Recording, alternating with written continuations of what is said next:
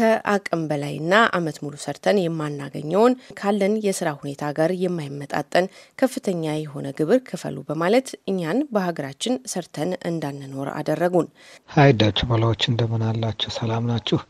ከደቡብ ወሎ ከቃሉ ወረዳ ነው ከሀርቡ። የሚገርም ነገር በጣም እጅግ ዘንድሮ የተጋነነ ነው። በጣም ድንበር ያለፈ ነው።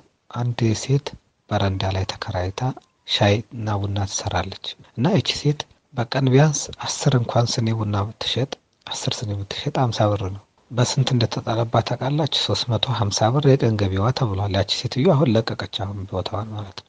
ልጆች የምታሳድግ ናት። እሷን የመሳሰሉ በጣም እጅግ በጣም ዝቅ ብለው የሚሰሩ ሰዎች እንደዚህ በረንዳ ላይ ሰው በረንዳ ላይ ተከራይተው በየመንገዱ ዳር የሚሰሩትን እስከ 1200 ብር የተጣለባቸው አውቃለሁና እጅግ ድንበር ያለፈና ህብረተሰቡ የዕለት ተዕለት ኑሮ ላይ ከፍተኛ ጫና የሚፈጥር እና ተስፋ የሚያስቆርጥ ነው እላለሁ።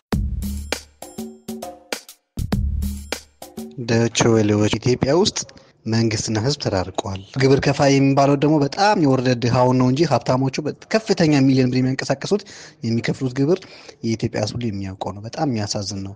አሁን ብዙ ሰዎች ራሱ በዚህ ሰሞን በቃ ያላቸውን ቅሬቱን ሁሉ ነገር ሰብስበው ለመዝጋት የተዘጋጁ ብዙዎችን እኔ ያውቃለሁኝ። እንደውም በአካባቢ ያሉ ሰዎችም ብዙዎቹ እየዘጉ ነው። ግን በጣም ያሳዝናል። ያው እንግዲህ እግዚአብሔር ያውቃል፣ መጨረሻውን ያሳያል። niletube.net